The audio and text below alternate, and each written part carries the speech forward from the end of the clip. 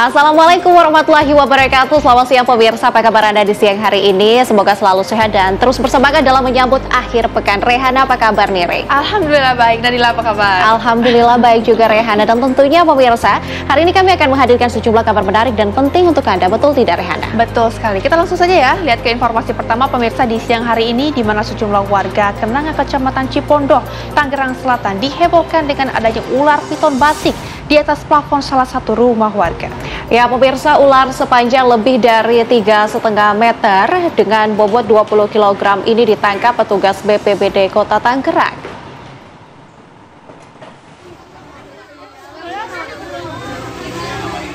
Puluhan warga Kenanga Cipondoh, Kota Tangerang, Banten dihebohkan dengan penampakan ular piton batik sepanjang lebih dari 3,5 meter yang berada di atas plafon salah satu rumah warga.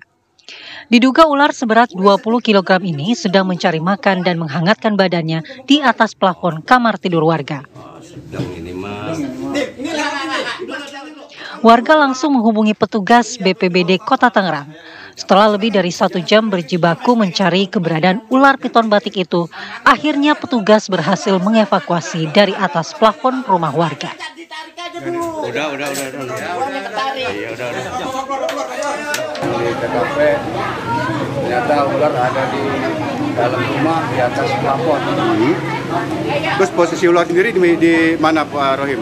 Posisi ular di ruang kamar tidur di atas plafonnya.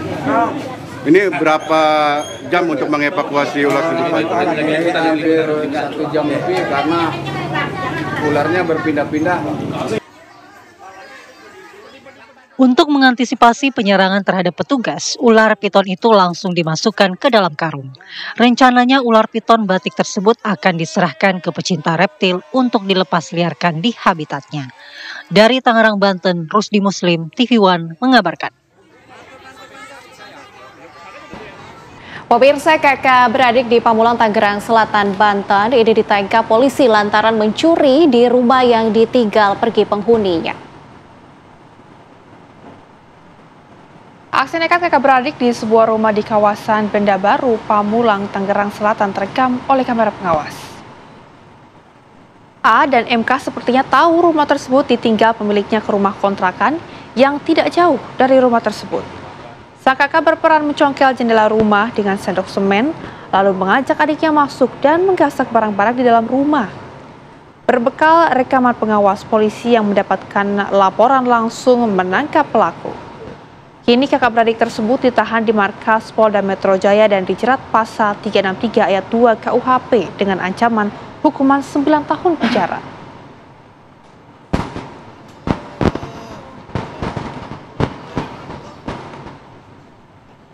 Jam tangan di mana lo? Ambil.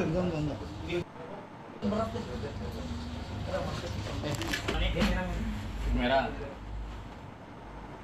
Kita hadirkan informasi lainnya untuk Anda pemirsa, masih dari wilayah Banten. Seorang anak berusia 4 tahun di Kelurahan Kunciran Indah, Kecamatan Pinang, Kota Tangerang tewas akibat terpeleset di drainase di depan rumah korban. Keluarga korban sebelumnya melaporkan kehilangan anak ke polisi. Korban 2 hari tak kunjung pulang ke rumahnya.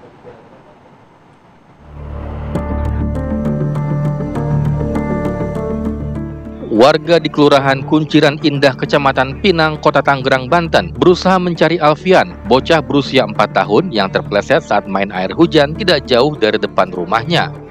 Namun naas, usai dilakukan pencarian, nyawa bocah tak mampu diselamatkan. Sebelumnya, saat hujan mengguyur di wilayah sekitar, korban sedang bermain di depan rumah, namun tak lama kemudian korban dilaporkan terpeleset di drainase. Kapolsek Pinang mengatakan sebelumnya keluarga korban melaporkan anak tersebut hilang karena 2 hari tak kunjung pulang ke rumahnya. Sore ini ditemukan anak yang memang kemarin dilaporkan hilang. Kebetulan kemarin memang di wilayah sini banjir. Yang bersangkutan memang sedang bermain sama teman-temannya, kemudian keluarganya nyamperin, terus dibawa pulang sama keluarganya, kemudian yang bersangkutan keluar rumah lagi dan dilaporkan hilang. Kemudian sore ini kami bergabung dengan BPBD Kota Tangerang dari kelurahan, dari kecamatan berhasil menemukan anak tersebut digorong-gorong tidak jauh dari rumah. Saat dilakukan pencarian korban, pihak kepolisian dan BPBD setempat terpaksa melakukan pembongkaran tembok aliran drainase untuk mengevakuasi korban di dalam drainase yang terjepit oleh sampah. Dari Tangerang, Banten, Kusnaidi, TV One mengabarkan.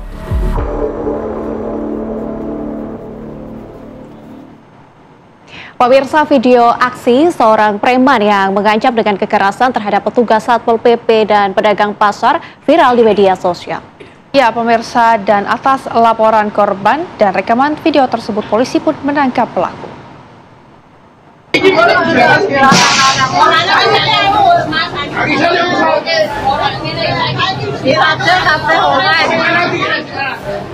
Inilah video amatir saat tersangka RI saat melakukan pengancaman dengan kekerasan terhadap petugas Satpol PP Kabupaten Magelang yang hendak melakukan penertiban pedagang di lantai dasar pasar tradisional Muntilan. Lokasi tersebut hanya diperuntukkan parkir kendaraan. Aksi penertiban petugas Satpol PP tersebut sempat dilawan oleh tersangka dengan nada pengancaman. Tak hanya petugas Satpol PP, pedagang pasar Muntilan juga tak luput dengan aksi ancaman dan intimidasi tersangka. Para korban pun kemudian melaporkan kejadian tersebut ke pihak kepolisian setempat. Berdasarkan laporan dan rekaman video tersebut, Polda Jawa Tengah menangkap pelaku. Sehingga pada saat itu Satpol PP melaksanakan penertiban namun mendapat perlawanan dari tersangka atas nama RI. Tersangka atas nama RI. Kita mempunyai alat bukti berupa video, rekaman, kemudian keterangan ahli dan saksi-saksi. Selain mengamankan barang bukti, rekaman video pengancaman dan melawan petugas Satpol PP, Satreskrim Polresta Magelang juga mengamankan barang bukti surat perintah tugas dari Satpol PP dan penanggulangan kebakaran Kabupaten Magelang dan pakaian milik tersangka.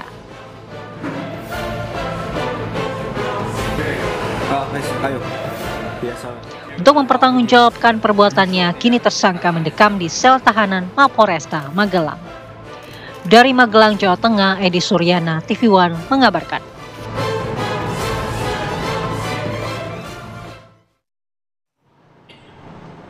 Kita dengan informasi lainnya untuk Anda pemirsa mengenai kasus pembacokan. 3 remaja yang sedang berboncengan motor di Jalan Kubis, Kebayoran Baru, Jakarta Selatan menjadi korban pembacokan oleh 2 orang pria yang tidak dikenal. Peristiwa penyerangan dan pembacokan 3 remaja tersebut terekam kamera pengawas milik warga. Belum diketahui penyebab aksi pembacokan tersebut yang hingga kini belum diketahui identitasnya. Beruntung ketiga remaja yang menjadi korban aksi brutal pelaku berhasil kabur menyelamatkan diri. Polisi mengimbau kepada korban agar secepatnya membuat laporan polisi agar pelaku segera ditangkap dan kejadian tidak terulang menimpa orang lain.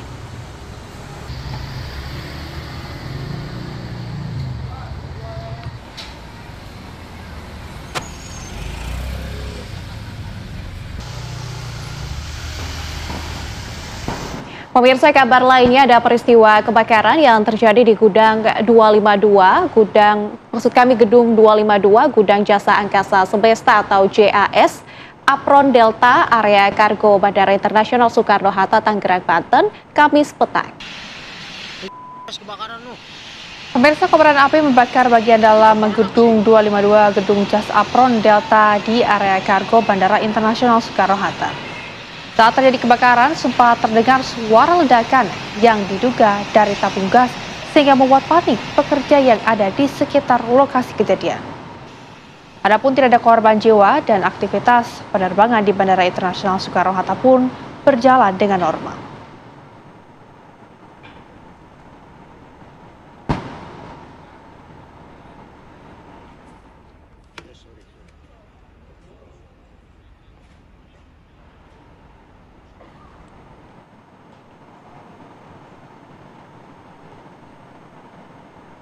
Pemirsa, ditinggal ngopi petugas di bagian farmasi, keluarga pasien kebingungan tak ada satupun petugas terlihat dan melayani. Kami akan hadirkan informasi selengkapnya saat lagi. Tetaplah bersama kami. Anda masih bersama kami pemirsa di Apa Kabar Indonesia Siang. Pemirsa, viral video aksi heroik seorang warga yang berusaha untuk menyelamatkan seseorang yang terseret arus deras selokan. Beruntung korban berhasil selamat. Seorang warga nyaris terseret arus selokan yang deras saat sedang membersihkan sampah yang menyumbat aliran air di tengah hujan deras. Beruntung pemirsa, ada seseorang yang sigap berada di dekat gorong-gorong itu dan langsung membantu mencegah korban terbawa arus. Beruntung korban selamat dan langsung dipulangkan ke rumahnya. Korban hanya mengalami luka ringan di bagian tangan.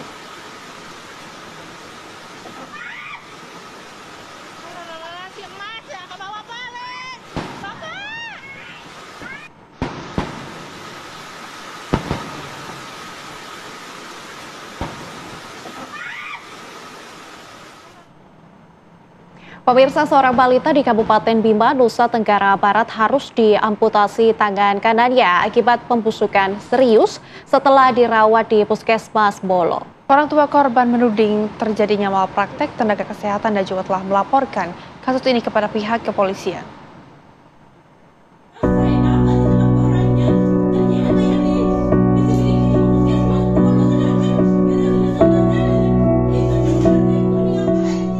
Marliana, ibu dari balita yang tangan kanannya diamputasi, tak kuasa menyembunyikan luka hati. Ia menangis penuh kecewa saat meminta pertanggungjawaban Puskesmas Bolo dan RSUD Sindosia, Kabupaten Bima yang dinilai abai menangani anaknya.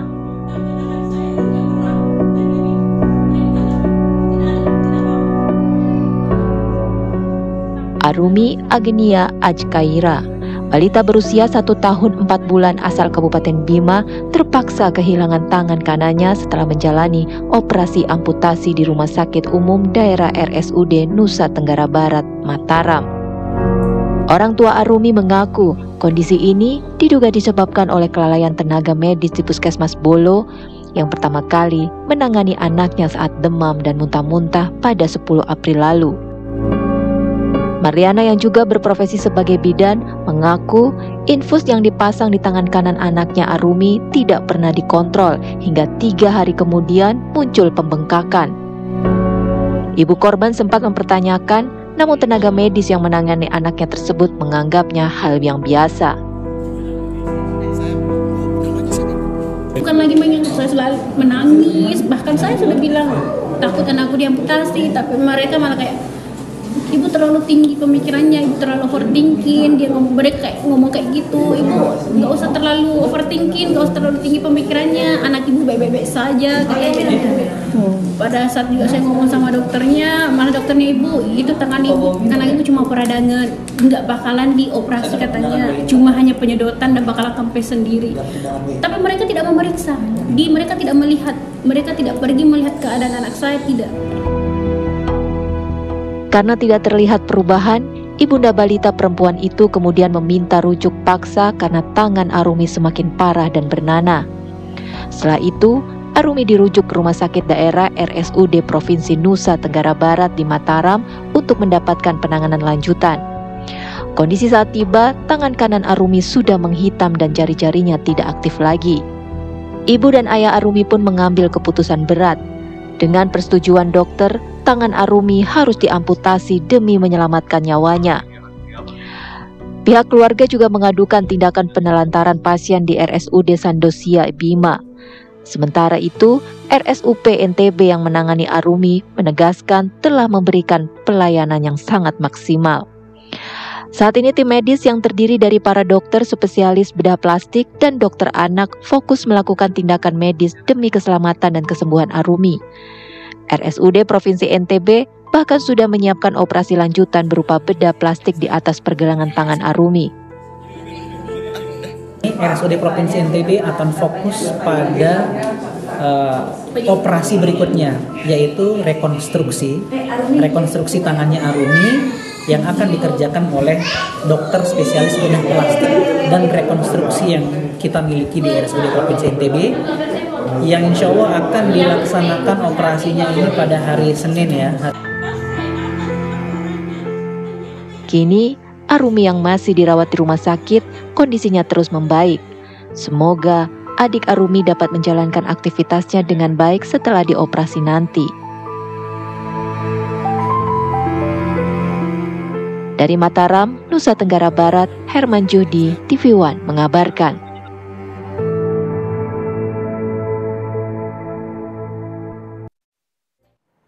Kabar selanjutnya ini agak-agak sedih sih sebenarnya. Menyedihkan. Kenapa, Rehana? Jadi ada pengantin yang pingsan sebelum waktu pernikahan. Oke, kenapa tuh, Rehana? Bukan karena nggak cinta sama suaminya sih sebenarnya ya. Itu udah pasti ya, nggak mungkin bukan karena nggak cinta. Karena sebenarnya itu agak sedih, soalnya siapa sih yang nggak pingsan ngelihat dekor ketika mau pernikahan itu ternyata dekornya itu berantakan. Oke, belum jadi. Kita penasaran sih seperti apa informasinya ya. Berikut untuk Anda pemirsa.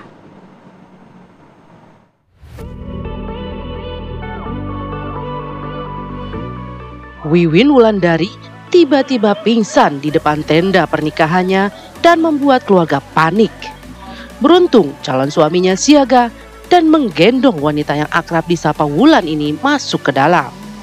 Warga Serang, Banten ini tak kuasa menahan kekecewaannya saat melihat tenda pernikahan dan panggung pelaminannya berantakan. Wulan pun syok dan jatuh pingsan. Kursi dan meja kotor, peralatan makan belum siap, dekorasi pelaminan pun belum selesai dikerjakan oleh wedding organizer yang disewa kedua mempelai. Jelang akad dilaksanakan, tenda dan dekorasi pun belum siap. Wulan pun mengunggah kekecewaannya di akun Instagramnya @wulan_28. Ia mengaku jika sudah membayar lunas pihak WO sebesar 30 juta rupiah. Wulan bahkan mengambil paket yang paling mahal dengan ekspektasi mendapatkan dekorasi sesuai impiannya. Namun mimpi Wulan untuk menjalani prosesi pernikahan yang sakral dengan latar belakang dekorasi yang indah gagal lantaran ulah WO. Usai viral, pihak wedding organizer kemudian membuat video permintaan maaf. Bukannya lega mendengar klarifikasi dari pihak WO, Wulan malah kesal.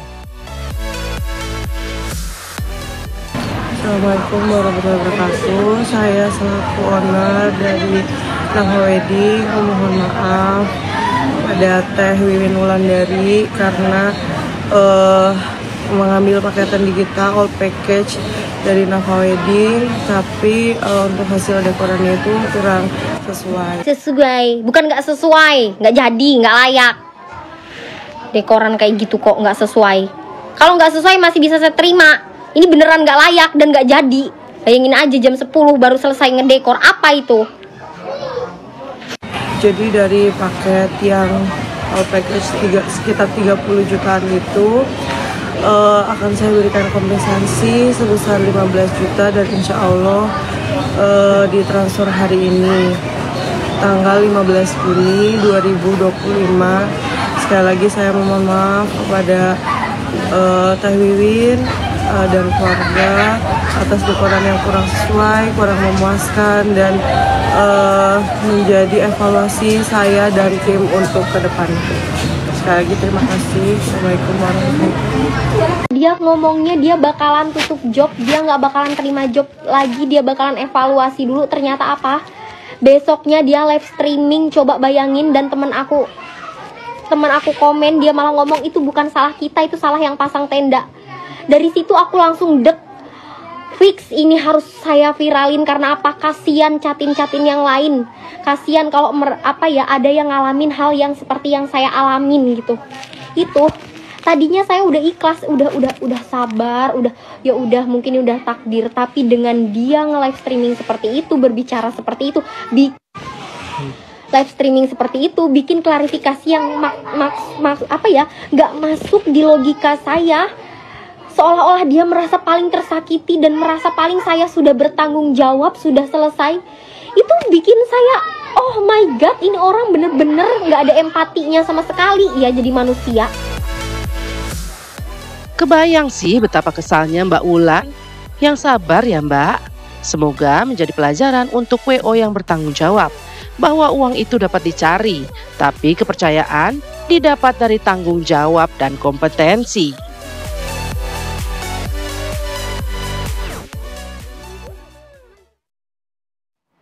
Waduh Rehana, ini momen yang harusnya sakral tapi malah jadi menyedihkan. Tapi kita lupain dulu kabar viral itu karena kita juga menghadirkan kabar viral lainnya pemirsa, di mana ini Rehana gimana rasanya kalau kita lagi ngantre untuk mengambil obat di apoteker di sebuah puskesmas tapi berjam-jam petugasnya tak kunjung muncul. Ini gimana rasanya Rehana? Kesel lah, nggak boleh gitu lah, kan kita lagi sakit. Nggak boleh begitu, betul sekali. Dan ini ada informasi bahwa ada keluarga yang menunggu pasiennya mendapatkan obat dari apoteker tapi selama 2 jam petugasnya tak kunjung muncul. Penasaran kan informasinya seperti apa? Kita hadirkan untuk pemirsa di rumah. Keluhan terkini Rumah Sakit Kuanyar. Ya, nyari petugas reservasi. Video ini direkam oleh keluarga salah satu pasien rawat inap di Puskesmas Kuanyar, Kabupaten Bangkalan, Jawa Timur. Loket pengambilan obat kosong melompong, tak ada petugas yang menjaga. Dalam rekaman berdurasi 50 detik ini, keluarga pasien mengeluhkan sudah 2 jam menunggu, tapi tak satu pun petugas terlihat dan melayani pasien. Bahkan keluarga pasien sempat mencari ke ruangan lain, namun tak juga menemukan satu pun petugas. Usut punya usut, ternyata oknum petugas puskesmas tersebut sedang keluar saat jam kerja untuk ngopi. Merespon video yang viral di media sosial, pihak Puskesmas Kuanyar pun menyampaikan permohonan maaf. Mereka pun mengakui insiden ini murni karena keteledoran petugas ruangan farmasi yang sedang bertugas saat itu. Mohon maaf apabila ada pelayanan yang kurang pas di bagian obat. Kejadian itu jam 24.00 dini hari. Kronologinya ya bahwa dia tadi malam memang mati lampu, dia sempat keluar ke musola dan merasa ngantuk, dia ngopi. Kepala Puskesmas langsung mengumpulkan para staf Puskesmas lainnya untuk melakukan evaluasi. Ia berjanji akan melakukan pembenahan layanan di Puskesmas Kuanyar. Waduh Pak Petugas, kalau waktunya dinas ya jangan ditinggal ngopi dong Pak, kan jadi bingung pasiennya. Lagi pula kalau mau ngopi, ajak-ajak dong Pak. Dari Bangkalan, Madura, Jawa Timur, Abdurrahim, TV One mengabarkan.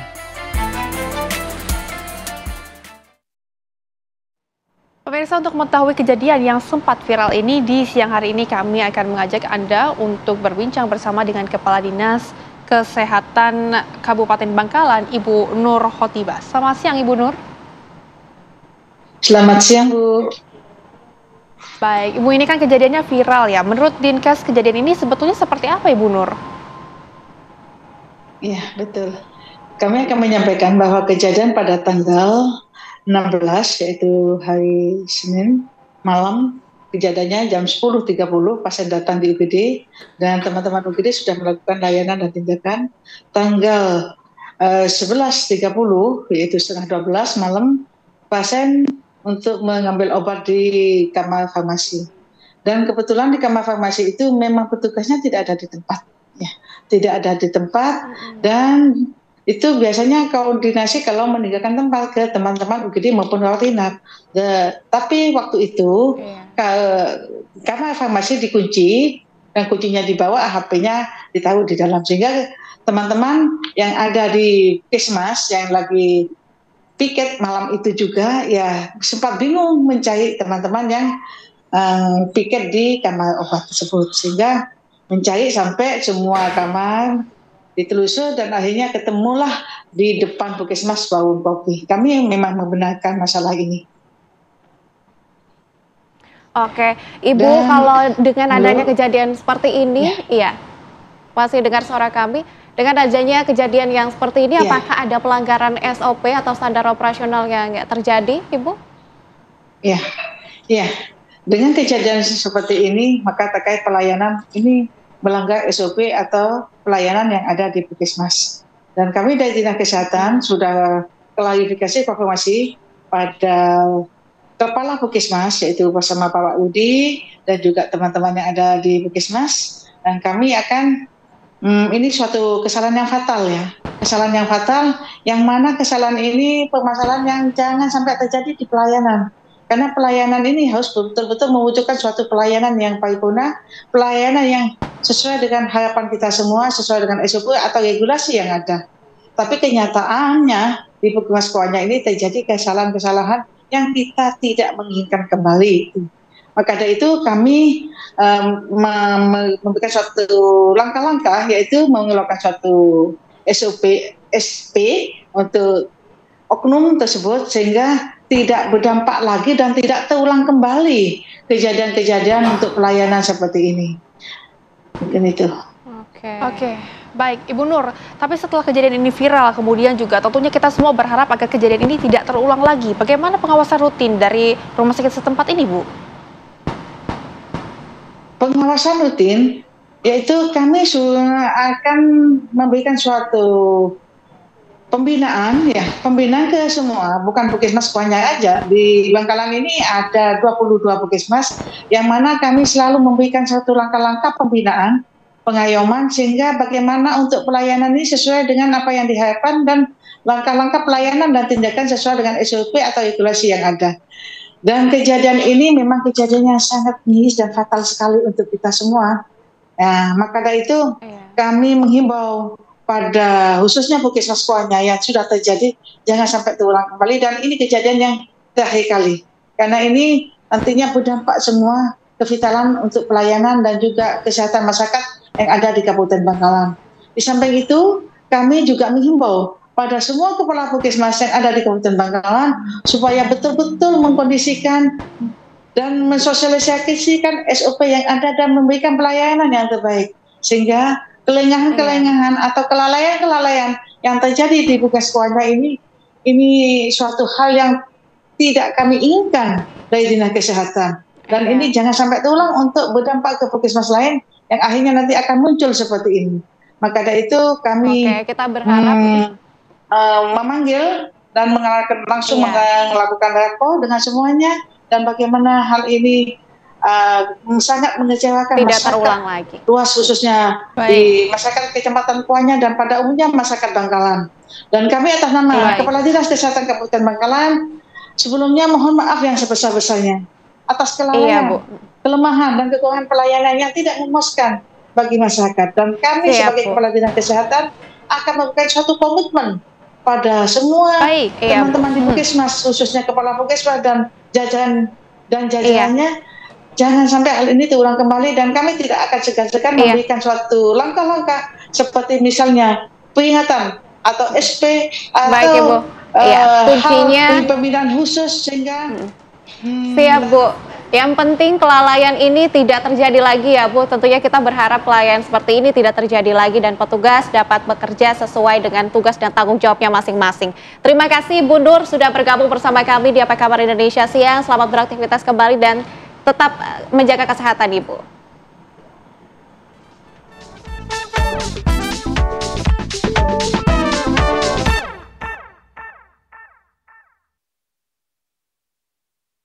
Dan tentunya pemirsa, usai jeda kami akan hadirkan informasi mengenai pelaku berinisial SJ yang akhirnya berhasil diringkus oleh pihak kepolisian. Kasus mutilasi jenazah tidak hanya satu korban, tersangka juga membunuh 3 korban lainnya. Kami akan hadirkan usai jeda, tetaplah bersama kami di Apa Kabar Indonesia Siang. Masih bersama kami pemirsa di Apa Kabar Indonesia Siang. Pemirsa, pelaku berinisial SJ akhirnya berhasil diringkus oleh pihak kepolisian yang mutilasi jenazah yang ditemukan di perairan Sungai Batang Anai. Berdasarkan informasi yang beredar luas pemirsa di media sosial, pelaku diamankan oleh Satreskrim Polres Padang Pariaman tanpa perlawanan yang berarti. Tak hanya satu korban pemirsa, tersangka juga membunuh 3 korban.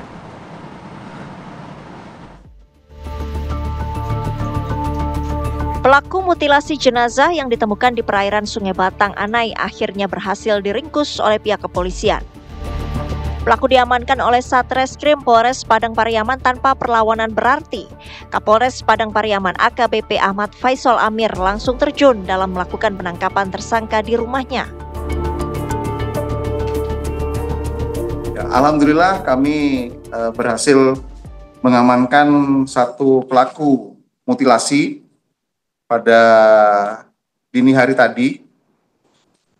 Pelaku melakukan perbuatan ini didasari sakit hati karena korban meminjam uang pada saat waktu penagihan tidak bisa mengembalikan sesuai dengan janjinya. Baru pelaku melakukan aksinya setelah melakukan penagihan tersebut. Pelaku ini berhasil kami amankan atas dugaan pembunuhan mutilasi. Setelah kita amankan, baru kami kembangkan, juga kami mendapatkan bukti bahwasanya ada tindak pidana sekitar 1,5 tahun terdahulu yang juga kasus pembunuhan, dan ini berhasil kita ungkap dan kita temukan korbannya, dan pelakunya masih 1 orang yang saat ini yang kita amankan ini, Mbak. Yang mengejutkan, tersangka mengaku telah membunuh 3 orang. Kamu pacaran sama Cika? Iya. Cikanya selingkuh. Cika selingkuh. Kamu bunuh lah si Cika itu? Iya. Nah, terus kenapa Dedek kamu bunuh? Yang ngajarin si Cika ini selingkuh si Dedeknya. Di KKN diajarin. Kamu bunuh juga si Dedek? Iya. Terus apa lagi kamu bunuh? Itu. Sebelumnya, warga kawasan Batang Anai, Padang Pariaman digegerkan dengan penemuan sesosok mayat yang mengapung di perairan Kasang pada Selasa lalu. Kondisi mayat tersebut sangat mengenaskan, ditemukan tanpa kepala, tangan, kaki, dan alat kelamin. Dari Kabupaten Padang Pariaman, Sumatera Barat, Andri Syaputra, TV One mengabarkan. Dan pemirsa, untuk mengupdate situasi terkini, kami akan ajak Anda untuk melihat laporan langsung dari Andri yang sudah ada di TKP. Andri, silakan dengan laporan Anda. Ya, baik Rehana dan Nadilah, dapat saya laporkan untuk perkembangan kasus mutilasi yang terjadi di Nagari Batang Anai, Kabupaten Padang Pariaman. Bahwasanya pihak kepolisian hingga saat ini sudah melakukan beberapa penemuan barang bukti baru, yaitu ada dua potongan tubuh baru yang ditemukan berupa potongan tubuh bagian paha korban. Jadi untuk saat ini pihak kepolisian sudah mengumpulkan 6 bagian potongan tubuh korban yang telah ditemukan. Polisi masih mencari 4 bagian lagi yang diduga dibuang pelaku masih di seputaran Sungai Batang Anai, tempat penemuan pertama tubuh korban gitu. Hingga saat ini pihak kepolisian juga sudah memeriksa beberapa saksi, baik itu dari pihak keluarga, pihak dari keluarga korban maupun pihak dari keluarga pelaku sendiri. Juga beberapa teman dari korban maupun pelaku. Begitu Nabila dan Rehan. Baik Andri, terima kasih untuk laporan Anda langsung dari sana. Selamat bertugas kembali. Dan pemirsa, saat ini di studio Apa Kabar Indonesia Siang, kami juga telah menghadirkan narasumber kami untuk mendalami kasus ini bersama dengan Ibu Hanifah Hasna. Selamat siang Ibu. Selamat siang Mbak. Terima kasih sudah bergabung sama kami ya Bu. Oke Ibu, melihat kasus ini gimana nih tanggapan Ibu? Sedih ya pastinya ya, karena dalam bulan ini sudah ada beberapa kali gitu ya, apalagi 3 hari yang lalu juga ada kasus yang sama dengan tingkat kesadisan yang luar biasa. Jadi yang kita lihat sekarang adalah mengapa masyarakat menjadi sebrutal ini, sesadis ini, semarah apa mereka, seberat apa permasalahan mental mereka sehingga mereka mengambil langkah untuk memutilasi gitu ya, selain dengan cara membunuh. Artinya kan ada pola-pola khusus yang sudah dipelajari gitu ya, baik dari diri sendiri, yaitu dia mengalami gangguan mental atau kemarahan yang luar biasa. Selain itu, apakah ada pengaruh-pengaruh dari media sosial atau media yang dia tonton selama ini yang membuat mereka menjadi terinspirasi untuk melakukan kejahatan yang sama. Ini yang harus kita pelajari bersama-sama, baik oleh penegak hukum maupun oleh masyarakat itu sendiri yang ada di sekitar. Tapi kan kalau kita lihat juga jumlah korbannya ini cukup banyak ya, ada 3 perempuan yang menjadi korban. Apakah ini mengarah ke adanya pola serial killer? Kalau dalam waktu tertentu sampai ada sekian, berarti kan ini karir kriminal gitu ya. Jadi sesuatu yang sudah dipersiapkan dengan pola yang sama, bisa jadi ini adalah serial killer yang seperti Mbak sampaikan tadi itu. Karena profil dari korbannya adalah orang-orang yang dia kenal gitu ya, bukan orang terdekat. Iya, betul, orang terdekat. Artinya kan ada kondisi-kondisi tertentu terkait dengan kondisi kejiwaan atau psikologis yang ada kedekatan sebelumnya, ada masalah sebelumnya. Jadi bukan random gitu. Nah, ini kan mengindikasikan bahwa si pelaku ini melakukan dalam kondisi yang sangat-sangat sadar gitu, karena sebelumnya memang sudah ada permasalahan yang mendasari atau mendahului. Biasanya kalau kasus-kasus seperti ini motifnya apa sih, Bu? Kalau motif itu kan hanya 2 ya, 3 sih sebetulnya ya. Yang pertama instrumental, yang kedua material, yang ketiga karena mungkin gangguan mental gitu ya, kalau tidak ada di keduanya. Kalau instrumental itu segala sesuatu yang berhubungan dengan kondisi psikologis, marah, cemburu, benci, dendam dan lain-lain. Emosi yang berlebihan ya. Iya, betul sekali. Yang kedua karena material, karena hutang piutang seperti gitu masalah ini ya, kasus betul ini sekali. Terus perebutan kedudukan gitu ya. Nah, yang terakhir adalah tidak ada di keduanya, tetapi dia memang punya gangguan mental tersendiri. Nah, kalau dia punya gangguan mental tersendiri, maksudnya kan begini, kan orang punya gangguan mental itu kan nggak ujuk-ujuk, nggak tiba-tiba dia ada gangguan mental kan. Artinya ada pengabaian oleh siapa? Mungkin secara keluarga atau lingkungan paling terkecil, lingkungan sekitar. Dan mungkin di struktur pemerintahan di tempat dia tinggal itu memang sudah mengabaikan. Padahal orang-orang seperti ini kita harus udah ada awareness kan, bahwa ketika ada seseorang di lingkungan kita yang mengalami gangguan mental, itu sekarang sudah sangat-sangat udah biasa gitu loh, harus mencari teman untuk curhat atau melakukan konseling untuk menyembuhkan ini biar tidak terjadi kejahatan yang lebih berat lagi. Tapi mungkin kamu juga ingin tahu nih ciri-ciri dari pelaku ini ketika akan mungkin terindikasi adanya akan melakukan tindak-tindak kriminal seperti itu bagaimana, tapi jangan dulu dijawab Ibu Hanifah, karena pemirsa Apa Kabar Indonesia akan kembali lagi menemani Anda sesaat lagi. Usai jeda tetap bersama kami.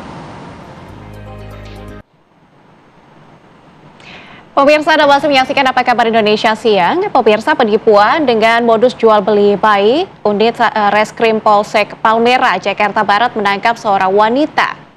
Pelaku juga berhasil meraup untung hingga puluhan juta rupiah. Pelaku yang berinisial AU ditangkap di salah satu rumah sakit saat akan bertransaksi dengan korban. Pelaku menawarkan korban, pemirsa, untuk mengadopsi bayi melalui media sosial dengan biaya 5 juta rupiah. Pelaku sudah melakukan penipuan adopsi bayi fiktif tersebut ke 5 korban lainnya dengan keuntungan mencapai puluhan juta rupiah.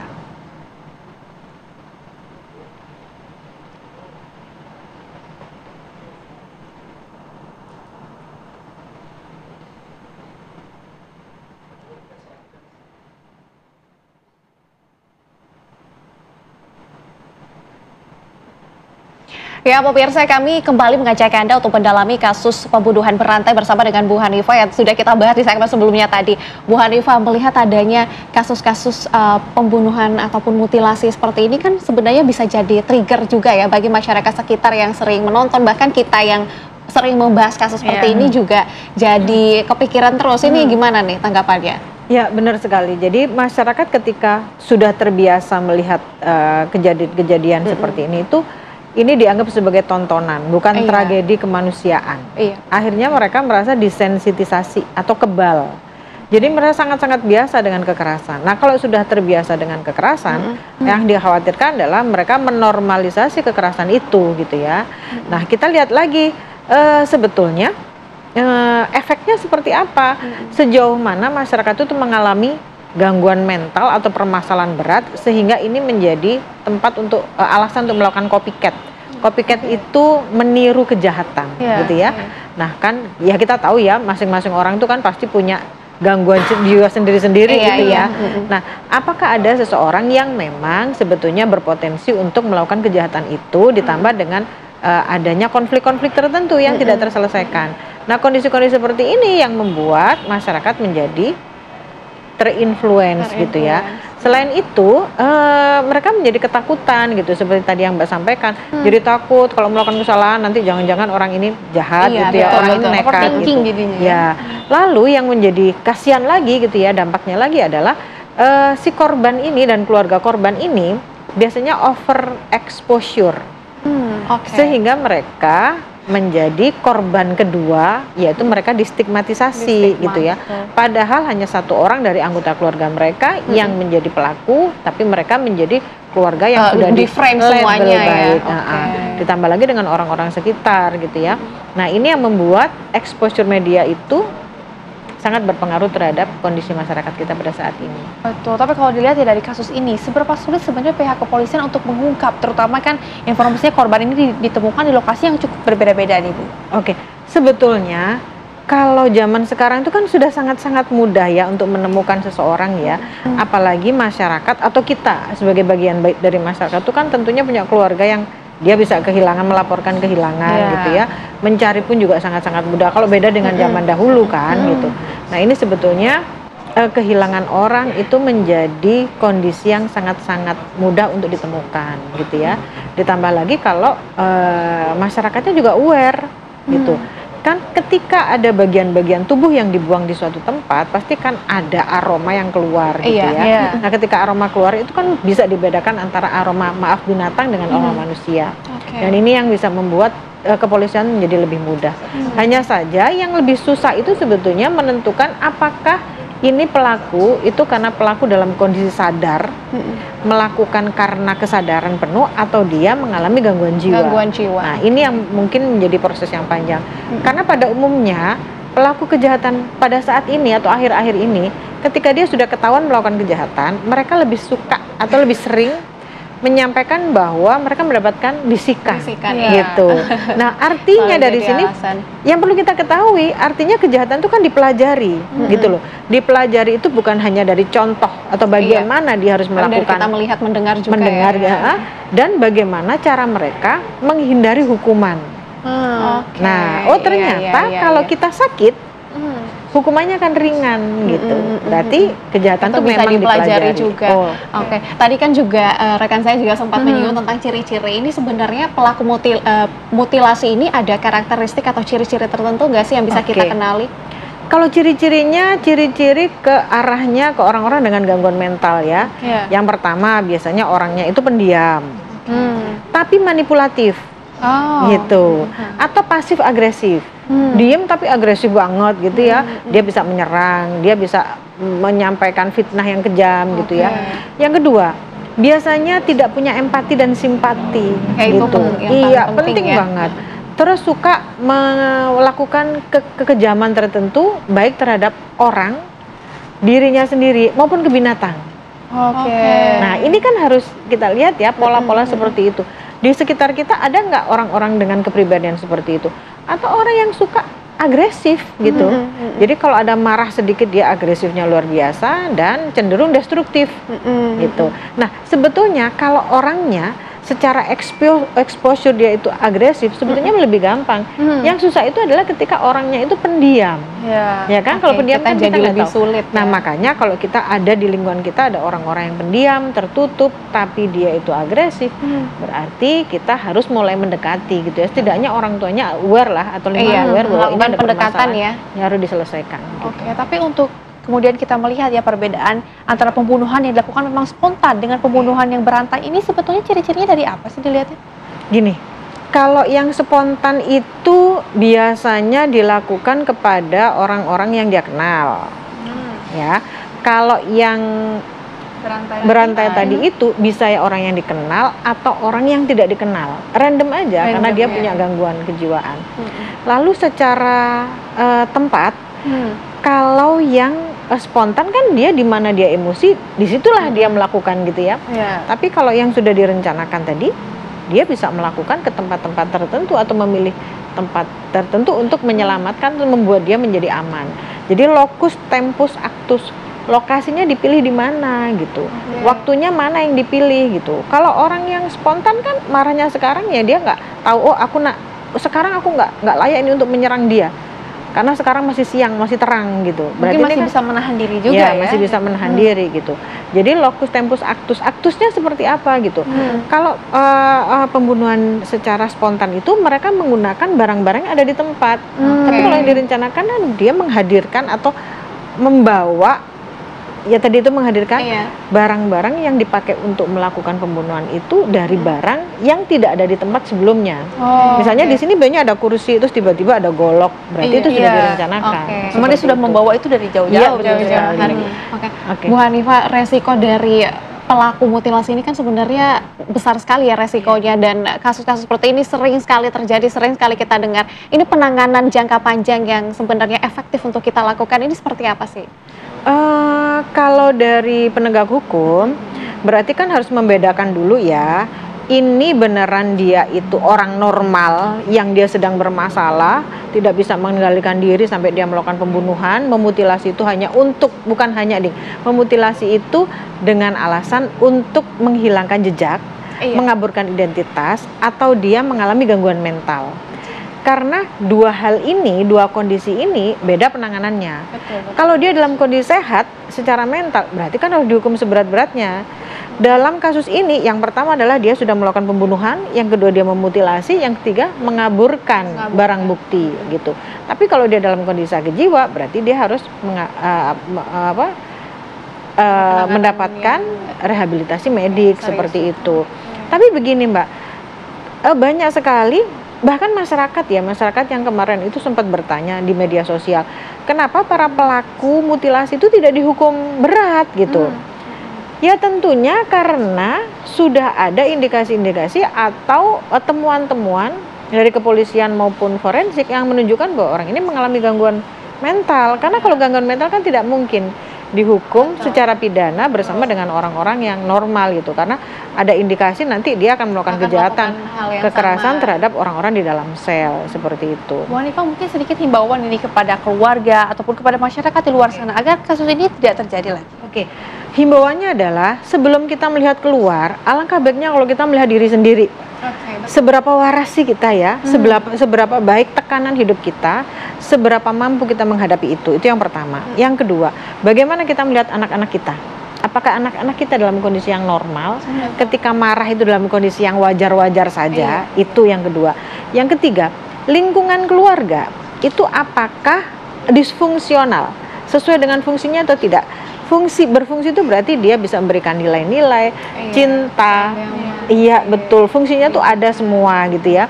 Nah ini membuat seseorang menjadi pribadi yang normal. Lalu di lingkungan, apakah lingkungan yang kita tinggali sekarang ini menormalisasi kekerasan, menormalisasi kejahatan? Kalau memang itu terjadi, berarti ada indikasi suatu saat ada di antara orang-orang itu yang akan mengalami kemarahan sampai berujung pada kematian. Gitu. Jadi sebetulnya sangat-sangat bisa dikendalikan gitu. Nah, ketika kita menghadapi atau mengetahui ada orang yang dengan indikasi tertentu, ya kita harus melaporkan ke RT RW untuk memberikan penyembuhan gitu ya, memberikan terapi kepada orang itu. Pihak yang bisa bertanggung jawab ya. Betul sekali gitu. Jadi tidak dipasung atau diomongin gitu ya, atau dijauhi gitu sendiri gitu ya. Karena dengan dijauhi mereka pasti ada konflik tertentu yang bisa berakhir dengan pembunuhan lagi. Oke, baik Bu Hanifah, terima kasih banyak ya sudah berbincang bersama kami di Apa Kabar Indonesia Siang, dan tentunya kita berharap kasus-kasus mutilasi seperti ini tidak pernah dan tidak akan terjadi lagi di Indonesia. Terima kasih Bu Hanifah. Dan tentunya pemirsa, sejenak Apa Kabar Indonesia Siang akan kembali lagi menemani Anda dengan serangkaian informasi lainnya. Tetaplah bersama kami sesaat lagi.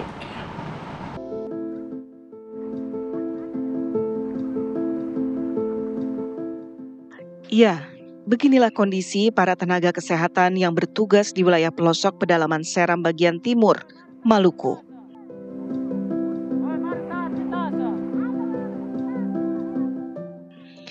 Petugas medis dari Puskesmas Ukarsengan ini tetap gigih memberikan pelayanan kesehatan bagi warga di daerah pedalaman pesisir pantai dan daerah pegunungan, meski dengan sarana yang seadanya.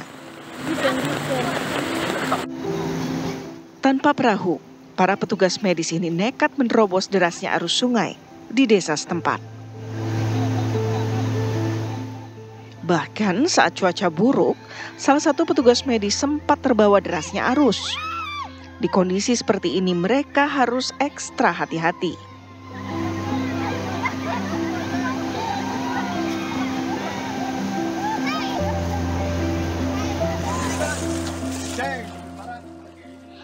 Mereka terpaksa menerobos arus sungai lantaran tidak ada jembatan penghubung dan ketiadaan akses jalan darat yang memadai menuju sejumlah desa di Kecamatan Sengan. Untuk mencapai desa tujuan, mereka bahkan harus menempuh 5 jam perjalanan. Untuk menempuh darat laut menggunakan speedboat.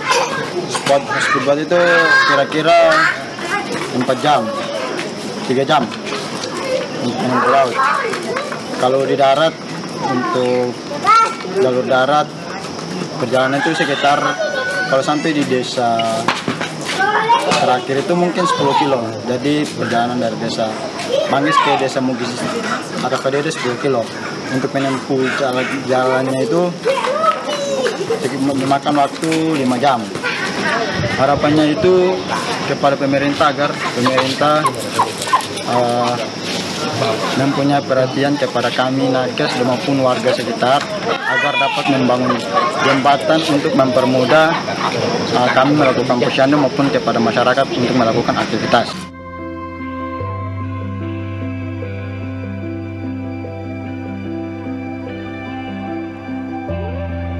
Jika para petugas medis ini beruntung, mereka dapat menaiki perahu kecil milik warga setempat yang tidak digunakan untuk mencari ikan.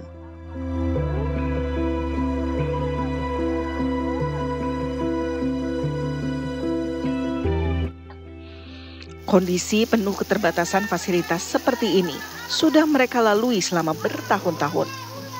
Meski demikian, hal ini tidak mengurangi semangat mereka agar bisa memberikan pelayanan kesehatan gratis bagi warga di beberapa desa di wilayah pelosok. Dari Seram bagian timur Maluku, Usman Mahu, Fitriansa, TV One mengabarkan.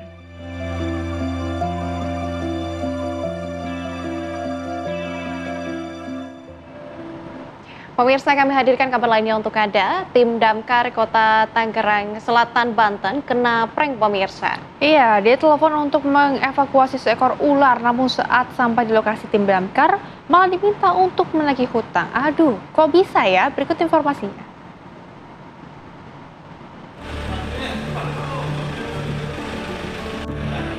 Seperti biasa, tim Damkar selalu responsif dengan semua panggilan darurat yang datang.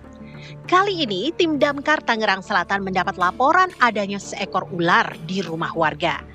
Dengan sigap, sekitar 3 personel tim Damkar meluncur ke lokasi yang dilaporkan. Petugas datang membawa peralatan lengkap untuk mengevakuasi ular di rumah warga di kawasan Ciputat Timur, Tangsel.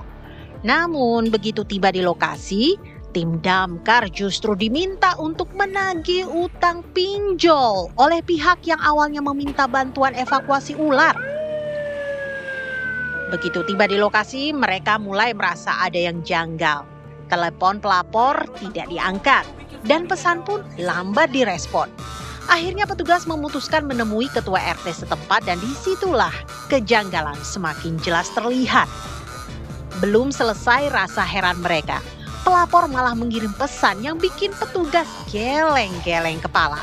Alih-alih membahas soal ular, si pelapor yang ternyata seorang debt collector meminta petugas menagih utang pinjol kepada seseorang yang berinisial DI. Merasa diprank alias dikerjain, petugas Damkar mengaku kecewa dengan ulah pelaku dan menganggapnya sudah melecehkan profesi Damkar. Intinya ada ular dan di rumahnya hanya ada istrinya. Jadi karena ular itu terus bergerak, jadi kita langsung merespon cepat, bergegas. Di situ kita menanyakan atas nama bersangkutan juga keberadaan rumahnya, dan ternyata Pak RT tersebut juga bingung dan tidak ada atas nama bersangkutan. Nah, setelah itu saya coba menghubungi pelapor, namun yang bersangkutan memberikan WA, tolong dibantu menagih hutang pinjol atas nama bersangkutan tersebut. Pasca kejadian, aturan baru pun diberlakukan. Pihak Damkar akan berkoordinasi dengan kepolisian untuk menindak tegas setiap laporan palsu yang dibuat. Tim Damkar memang dikenal selalu siap siaga membantu semua orang. Meskipun permintaan warga yang minta tolong semakin kesini semakin aneh saja. Mulai dari kebakaran, kucing nyangkut di pohon, ular berkeliaran, hingga orang sakit yang minta diantar ke dokter. Tapi kalau minta tolong nagih utang ya sudah keterlaluan juga kan?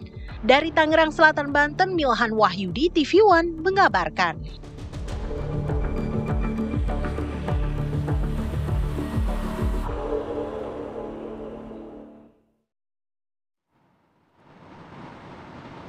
Dan pemirsa, untuk mengetahui bagaimana sebetulnya kejadian ini pertama kali terjadi, kami sudah terhubung dengan Darus selaku Ketua Regu Alfa Damkar Tangerang Selatan. Selamat siang, Mas Darus. Ya, selamat siang dengan Darus di sini.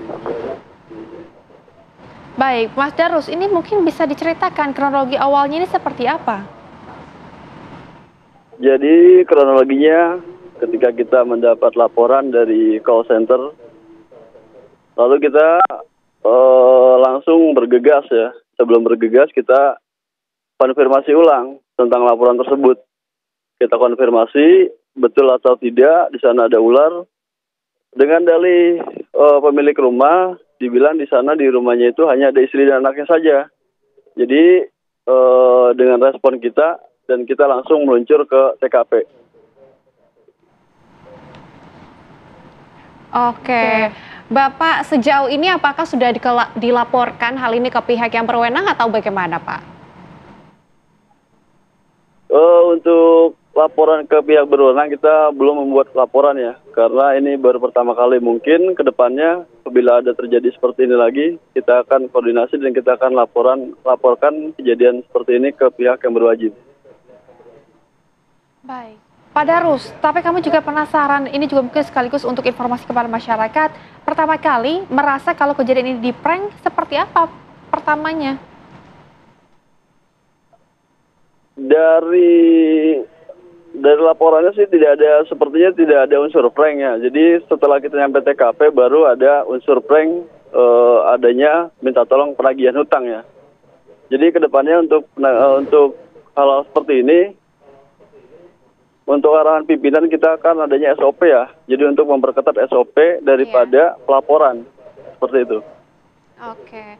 Bapak saat tiba di lokasi dan pihak dari Damkar ini tahu bahwa ternyata bapak-bapak ini di-prank, gimana kelanjutan penyelesaiannya? Kami berkoordinasi dengan RT setempat, Ketua RT setempat ya. Kita konsultasi juga tentang adanya atas nama pelapor tersebut dengan inisial DI. Namun Ketua RT juga tidak mengetahui ya adanya nama atas nama inisial DI tersebut. Seperti itu. Oke, Pak, tapi apa sanksi hukum yang seharusnya dikenakan kepada para pelaku ataupun pihak-pihak yang mengeprank seperti kejadian ini, Pak? Untuk pihak-pihak mengeprank ya, semuanya untuk warga Tangsel pada khususnya dan umumnya seluruh warga masyarakat ya, untuk mempergunakan nomor kedaruratan dengan bijaksana ya, sesuai dengan ketentuannya. Jadi tidak untuk dipermainkan seperti itu. Iya. Oke, Bapak, tentunya kita juga prihatin ya, semoga hal-hal seperti ini tidak terjadi lagi, karena ini kan sebuah bentuk kedaruratan begitu ya, Pak. Terima kasih banyak ya, Pak Deris, sudah bergabung bersama kami di Apa Kabar Indonesia Siang. Ya, pemirsa, kita akan beralih ke informasi lainnya. Seorang pria parubaya asal desa Kelurak, Candi Sidoarjo, Jawa Timur, hidup sebatang kara di sebuah rumah yang tidak layak huni. Ya, pemirsa, jangankan untuk merenovasi rumahnya, untuk makan dan kebutuhan sehari-hari saja, kakek Hussein kesulitan jika hanya mengandalkan upah kerja yang diterimanya.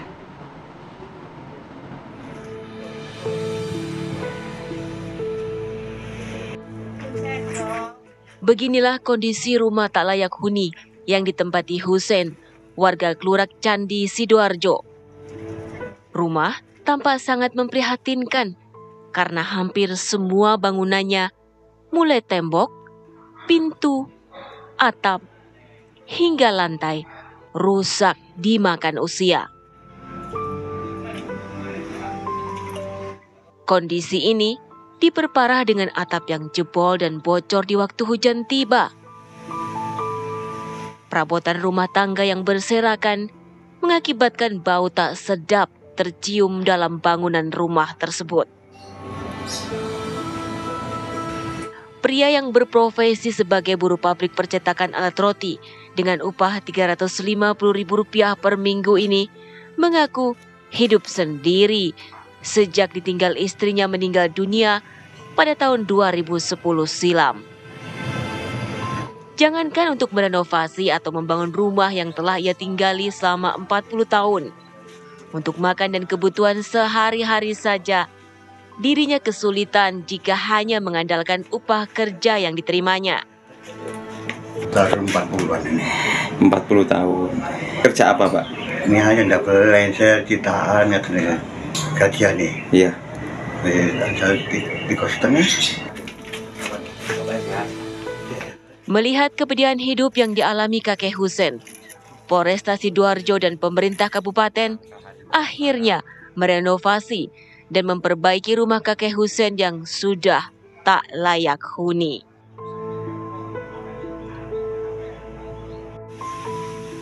Kami sangat mengapresiasi adanya bantuan dari pemerintah daerah, Bapak Bupati yang sangat luar biasa dalam kegiatan Hari Bayangkara ini, ke-79 ini, yang tentunya memperhatikan para masyarakat yang memang belum memiliki rumah yang layak huni. Selain merenovasi rumah kakek Husen, rencananya ada 9 rumah warga tak mampu lainnya yang akan direnovasi untuk mengentaskan kemiskinan yang masih terjadi di wilayah Sidoarjo. Dari Sidoarjo, Jawa Timur, Humedi, TV One mengabarkan. Anda masih bersama kami pemirsa di Apa Kabar Indonesia Siang. Pemirsa, 1 hari jelang dimulainya balapan Formula E, seluruh tim melakukan persiapan untuk mencari settingan yang sesuai pemirsa tentunya dengan karakter sirkuit Formula E di Ancol. Ya pemirsa, sejak pagi hari Podak tim balap ini pemirsa sudah terpantau sibuk dengan latihan pit stop. Seperti apa latihan pit stop para peserta balapan Formula E ini pemirsa, berikut kami hadirkan laporan reporter Zinedine Duhan dan juru kamera Azhari Narotama.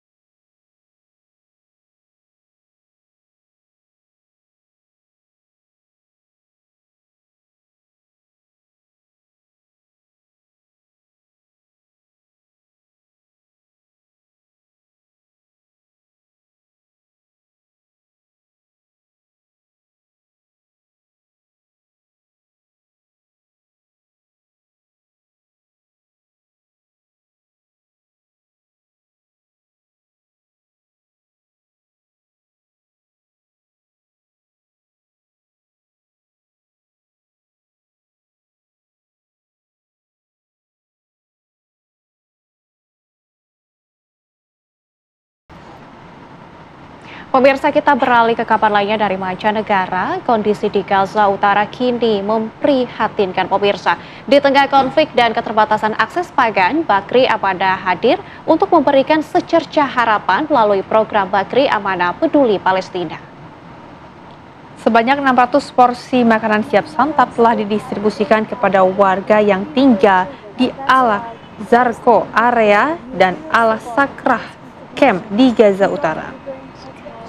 Bantuan ini menyentuh langsung 600 jiwa yang selama ini hidup dalam situasi darurat dengan keterbatasan sumber daya dan juga fasilitas dasar.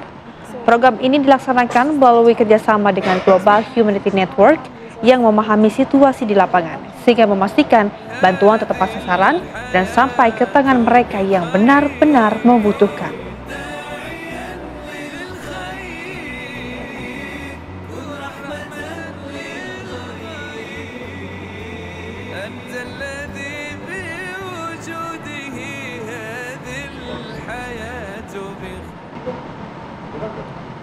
Pemirsa, kabar tadi juga sekaligus menutup jumpa kita di Apa Kabar Indonesia Siang. Saya Nadila Saleh dan juga rekan saya Dehana Mezia, mewakili segenap yang bertugas, izin pamit undur diri pemirsa. Terima kasih dan sampai jumpa.